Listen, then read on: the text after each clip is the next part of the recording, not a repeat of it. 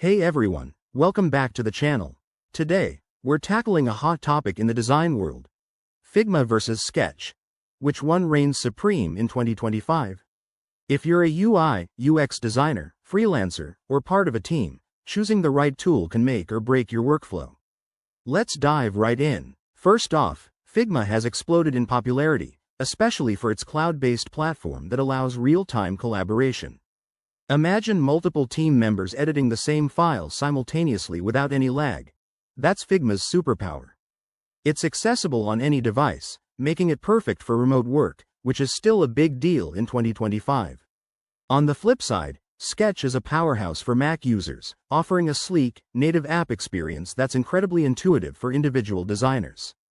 However, it's limited to Apple devices, which can be a drawback if you're on a PC or need cross-platform access.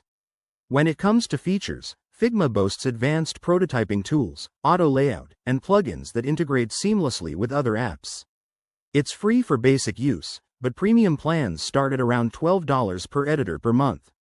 Sketch, meanwhile, excels in vector editing and has a vast library of assets, but its collaboration features require third-party integrations like Abstract, which can get pricey at $9 per month for teams.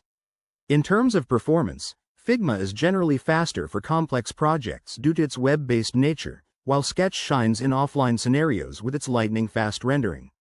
Now, let's talk ease of use.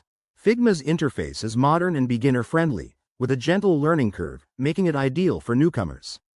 Sketch might feel more polished for experienced designers but could overwhelm beginners with its depth.